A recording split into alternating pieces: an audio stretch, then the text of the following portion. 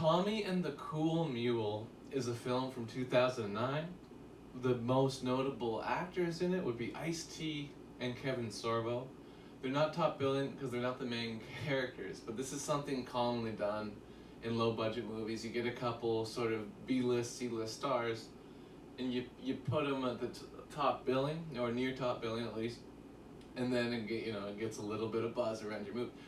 Like, just seeing the cover of this movie, it looks ridiculous. It looks like something from they might have put out in the 50s or something. Pretty much every part of this movie you can kind of see coming, but it's done in such a ridiculously bad way that I can't help but enjoy this movie. I really liked this movie, not for the reasons that you're maybe supposed to. I liked it because it was bad. Don't get me wrong, I know that this is bad, but this is that sweet spot.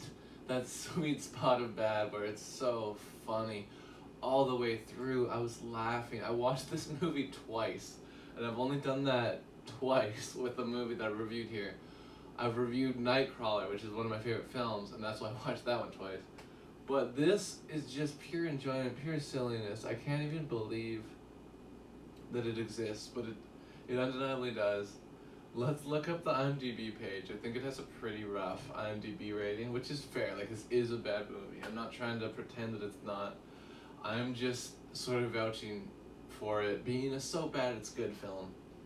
But yeah, let's look up Tommy and the Cool Mule. And another thing I want to talk about with this movie, before we even talk about the plot or anything, I want to talk about Gladys and the Groovy Mule, which is a fictional film, but in The Simpsons, the Troy McClure bits, there's a lot of bits where he'll start an instructional video or whatever and say something along the lines of, "Hi, I'm Troy McClure. You might remember me from such films such as Gladys and the Groovy Mule."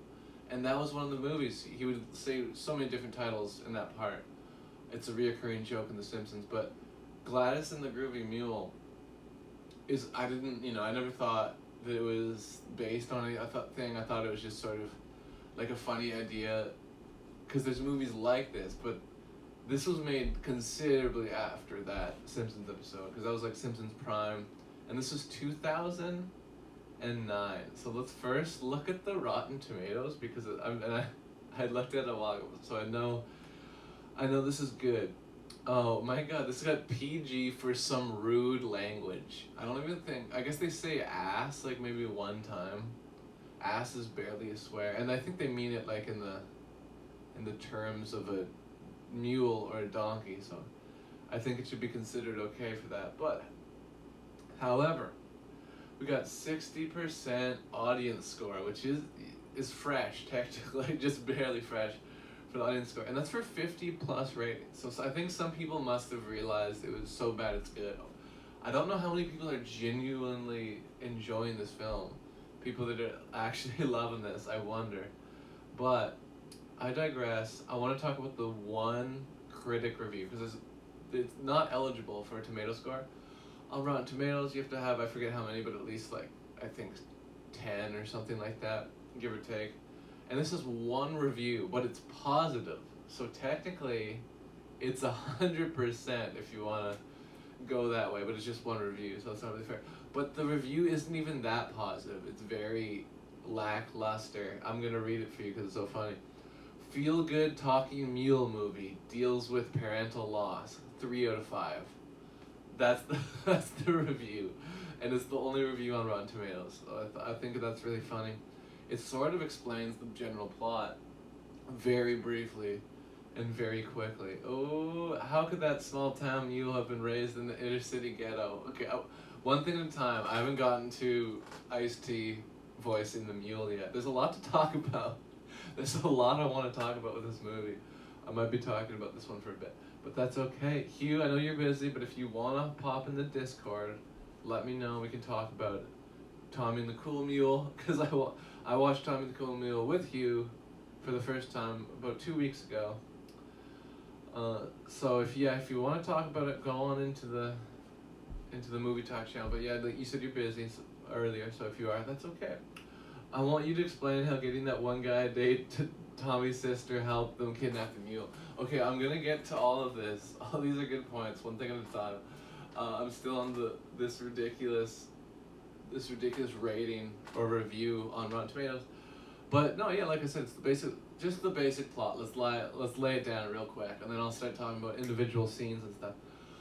But Tommy and the Cool Mule, it starts off. We meet our title character Tommy, or one of the title characters, Tommy, and we see his dad show up, and he shows up basically just to acknowledge that he's his dad, and then he immediately dies because of the war. But a lot of things in this movie aren't made clear. I'm sort of guessing on some of these things, but I think that for sure is what happened. The dad went away, he died. You think that maybe he's like going to come back later. He doesn't come back. He is there strictly to die so that the Cool Mule can bring this boy up and make him feel good about himself, winning races and stuff. Because that's the plot of the movie, is people are bullying, they're bullying Tommy. And let's talk about Element Skateboard Company real quick, because Element Skateboard Company clearly had a lot to do with this film, at least financially. Like, they must have paid a significant amount of money to fund this thing, because not every kid, but like almost every kid is just decked out in Element gear in every scene. It's pretty hilarious. It was kind of a fun game. You could turn it into a drinking game every time you see a piece of element clothing or a skateboard on anybody. Take a drink. If you want to turn it into a drinking game, I think that would be a fun way to do it. Anyways, yeah, let's talk about specific parts of this film. So yeah, Hugh brought up some noteworthy parts for sure. Oh, I'd love to, bud, but I guess I better get to work since we're doing movies on Dick's Sword tonight. Hey, that's okay. Spoiler, the mule wasn't really that cool. Oh, don't you dare say that. Don't you dare disgrace the coolness of the mule. He was nothing cooler than that fucking mule, okay? And I'll stand till the end of time defending that. Almost like all the Adidas shit and Soccer Dog. Yeah, sometimes for low budget movies like this, it's what happens. Just to keep the movie going, you need a sponsor and to just cover people in that one logo or whatever, so you can make enough money to fund the damn thing. But anyways, what else did you say? So let's talk about the mule, because lots of this shit don't make any sense. But so obviously the mule talks, right? Maybe that wasn't obvious, but the mule talks. It's voiced by Ice-T, and he's talking in a sort of rapper gangster style, the way Ice-T talks in most films, except for I haven't seen him in Law and Order, which was known for best. I think he's a little more like less, I don't know how to put it, like less talking and less slang, I guess, in Law and Order. But I haven't seen Law and Order. All I know from his acting is what I've seen, which is Jacob Tutu, where he plays a rapping judge, which makes sense, he's a rapper. That role makes sense.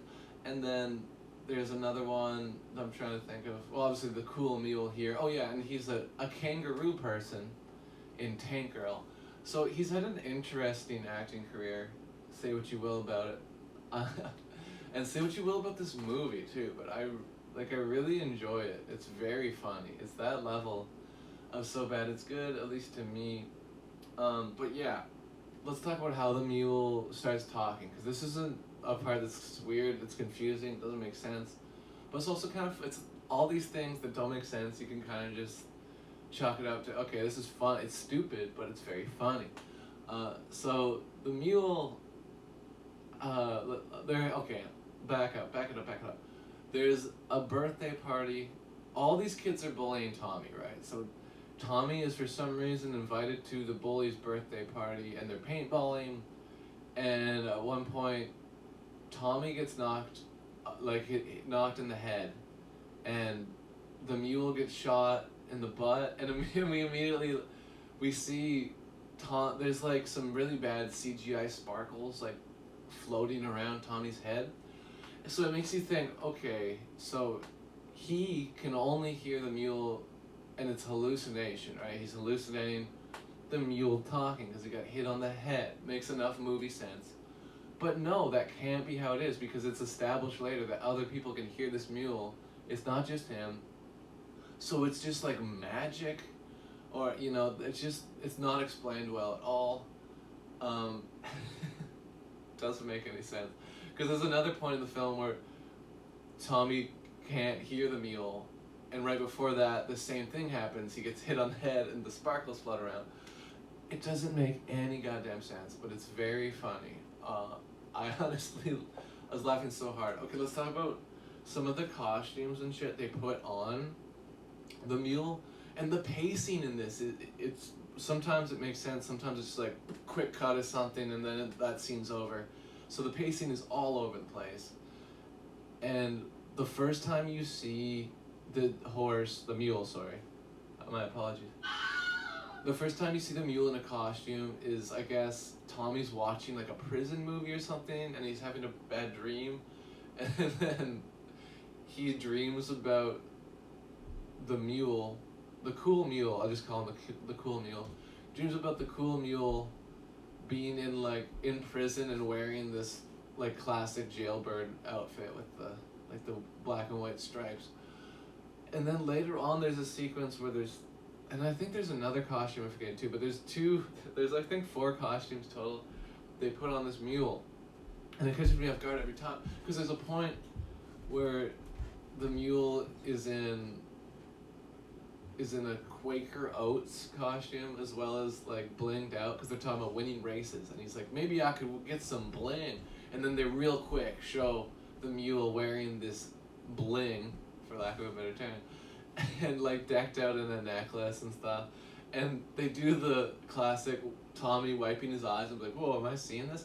But again, I don't understand, like, is he just seeing this? Like, how did he see that? Like, what is going on? It doesn't make any sense, but it's very funny. And if you can just completely throw every bit of logic out the window and turn your brain off and laugh at the absolute absurdity that is Tommy and the Cool Mule, I think you will enjoy Tommy and the Cool Mule, like I did. Anyway, don't go in expecting Citizen Kane. I don't think anyone is going into Tommy and the Cool Mule expecting an excellent film. Is Tommy and the fucking Cool Mule. But, so there's more to talk about with it. Hugh brought this point up earlier in the chat, but there's a point where the villain is, I didn't talk about Kevin Sorbo. Kevin Sorbo is the other sort of big-ish name in the movie. He was in Hercules, that's what he's known for best, I think. The Hercules TV show, and a show called Andromeda or something like that, like a Star Trek, Battlestar Galactica type show. I think he's in that as well. But he's like a sort of well-known TV actor. And then he's also in this. And I haven't seen the Hercules show. I haven't seen much of, I think I might have seen like a couple episodes of Andromeda, if that's the show I'm thinking of, like way back when, but I don't remember much about it. And I don't remember his acting at all. But in this movie, oh my God, he is so bad at acting. I can't believe how bad at acting is. The best actor in this whole film, like delivery-wise and performance-wise, it's Ice-T. Ice-T is putting the most effort into the role of the Cool Mule, the voice acting. You can tell that there's scenes with the mule, like they gave Ice-T the footage of the mule, and he had to match up his voice with the mule. And there's lots of reference to oats. The reoccurring jokes, if you call them jokes, are the mule just saying oats and that he wants oats. And that's some of the most noticeable parts where they're lining up the words. He's going, I love oats, because the mule's mouth is open for a really long time, so you can tell he was trying to match it up. And sometimes it's just not matched up, and it's fine. You let it slide. It's a talking mule movie. It's just, like I said, this isn't Citizen Kane. Turn off your brain. Enjoy the mule movie. But yeah, Kevin Sorbo is awful. But the point I was trying to make earlier is that he's the villain, and his kid is also the villain. They're the villains, him and his kid. He's trying to buy the house of Tommy's mom, and, well, Tommy too. She's trying to buy their house, and she's like, I don't want to sell you the house. And of course, if you can guess where this is going, he ends up racing to compete to win money to save the house. I don't want to ruin it, but like I think it's pretty obvious what happens with this kind of movie. I certainly guessed it. Terrible actor, to be honest. Pretty terrible. Crazy religious ex Hercules. Kevin Sorbo also does his version of acting throughout. I liked Ice-T though. Yeah, but Kevin Sorbo, oof, some of the worst acting. And they keep having to say as Dodge Davis. We have Kevin Sorbo as Dodge Davis and Ice-T as Jackie A, which is the Cool Mule's name. Do you get it? Jackie A, jackass, mule, clever, right? But yeah, let's talk about the plan, because this is a theme of the movie. Is they have this plan to steal the mule, which doesn't make sense to begin with, because they gave him the mule for free, and now they're trying to steal it back. So that in itself is stupid, but it gets even more dumb because part of the plan is one of the kids' friends, they're like, okay, what you're gonna do is you're gonna go date Tommy's sister and get her out of the house so we can steal the mule. And then it sort of makes sense in a way, but it doesn't, because Tommy is still at the house and so is their dog. But they're still able to just steal the mule, so it doesn't make sense why the kid was taking the daughter out so they could steal the mule. It doesn't make any sense, but it just leads to more laughs. Just not taking this movie seriously at all. No one should. It's hilarious. Dodge Davis is a perfectly shitty name for that character. Yeah, it's good. It didn't make anywhere near that much sense. It didn't make a whole lot of sense at all, or any, but my point is this is stupid. It was funny though. I'm gonna look up the IMDb and see if we can find the box office information. Cause sometimes they just don't have it, but I am curious. Tommy and the Cool Mule. Let's find this out on IMDb. Ooh, 3.9. I guess honestly, for considering how terrible this movie is, that's not bad considering that. Obviously, that's not good. It's not a good rating. But honestly, I would have thought this would be even lower. So considering that, good for you, Tommy and the Cool Mule. And again, it's so stupid, but it's so funny. And you know how I said he loves oats? One of the parts where Jackie A is talking about how, yeah, if we win, our lives are going to be better. Start winning these races and stuff. But he's like, I could be the Quaker Oats mule, and they put like the Quaker Oat costume on him for a second. It's super silly, but it's also very funny. Yeah, I can't recommend this movie enough. So just because if you like bad movies, obviously if you don't want to see a movie about a cool talking mule being an inspiration to a child who has lost his father, then maybe you don't want to see this film, because that is the plot of the movie. But yeah, Ice-T.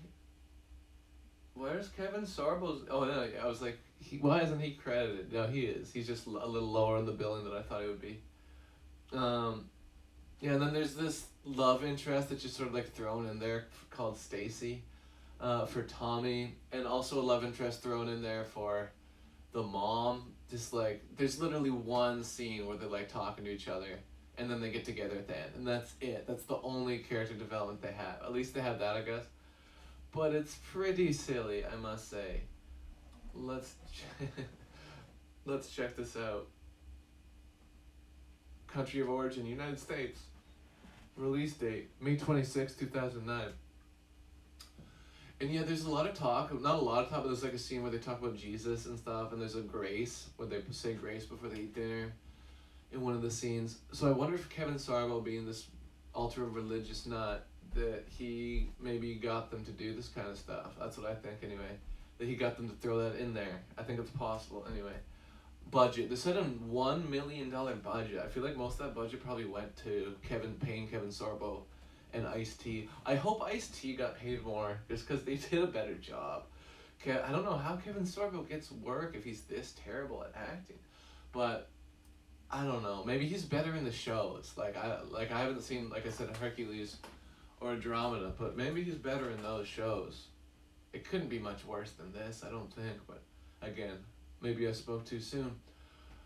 So let's talk about more, because there's more to talk about with this film. So there's a scene where the daughter, oh yeah, by the way, that's the daughter who gets taken out. I was talking about earlier, the part of the plan is that the villains are taking out, or the villain child, I should call him, is taking out. No, not the villain child. The villain child's friend. I'm making this so convoluted. The villain child's friend takes out the sister, so they can steal the mule, like I said. So the sister, there's a scene where she's making dinner, but she doesn't really make dinner.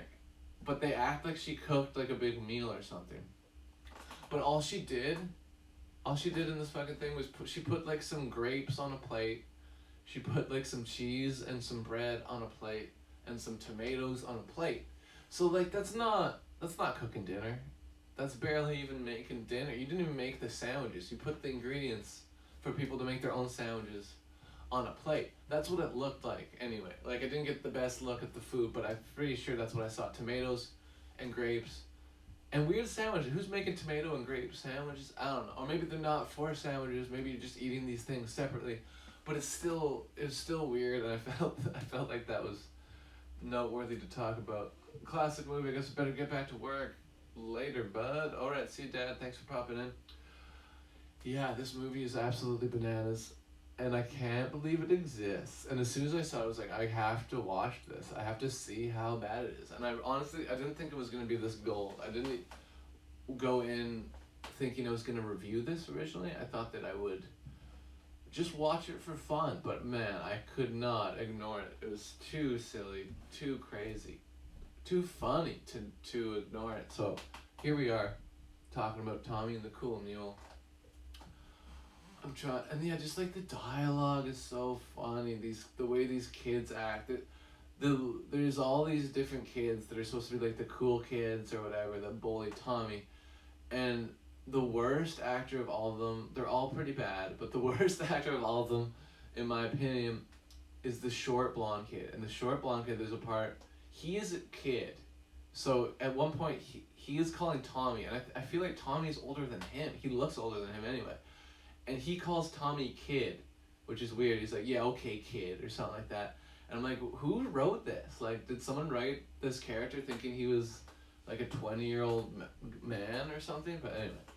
I digress. This movie's super silly, but it's also really fun, and I honestly like it so much, and I would recommend it to any fans of terrible movies.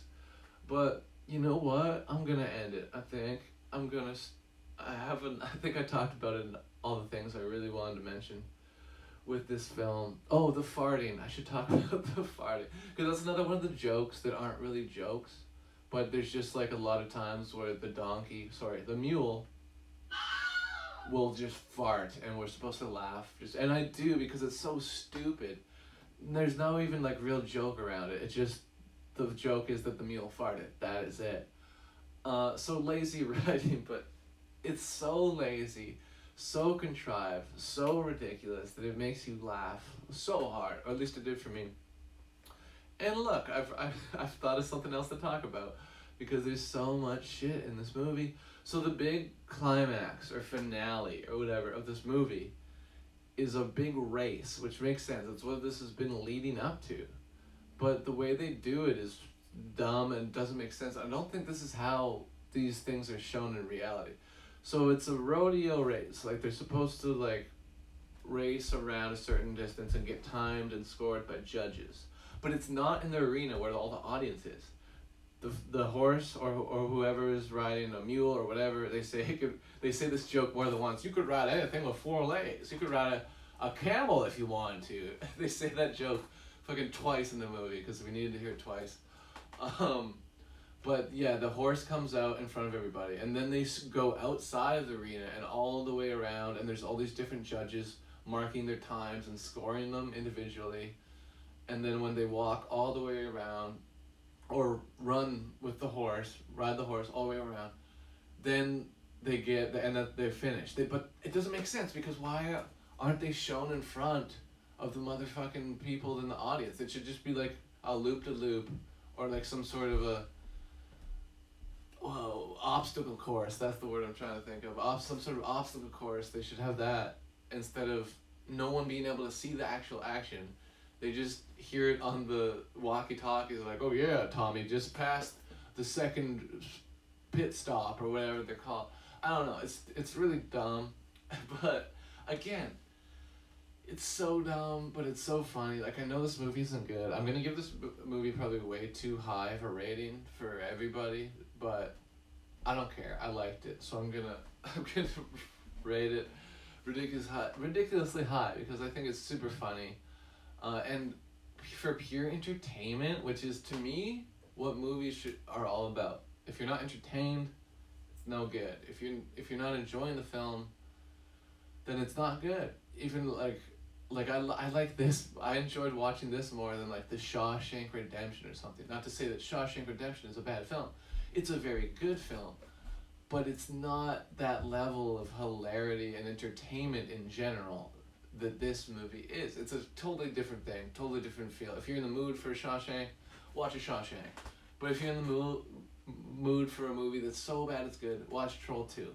Watch Tommy and the Cool Mule. Watch The Room. Watch silly shit that is meant to be serious to a certain extent. I mean, this is a comedy, but all the things that are supposed to be funny, I don't think I'm laughing at. I'm laughing at the stupidity that is Tommy and the Cool Mule. So, I'm going to rate this movie. Thanks for listening to my ramblings about Tommy and the Cool Mule. I think I'm going to give it, I said I'd give it way too high of a rating. I think I will. Because, honestly, it's so bad, but it was so good. You know what I'm saying? I'm going to give it, and yes, this is ridiculously high but I'm going to give it 8.5 out of 10 because it's so damn ridiculous. And I was on the floor almost in stitches laughing at how crazy this movie was. So yes, if you want to watch this, I think it's still on Tubi. So check out Tommy and the Cool Mule, 8.5 out of 10 dogs. Like I said, it is not good, even in the slightest, and I recognize that, but it is so bad that it's good. So in a way it is good, but I do recognize that it's technically awful. So 8.5 out of 10 dogs.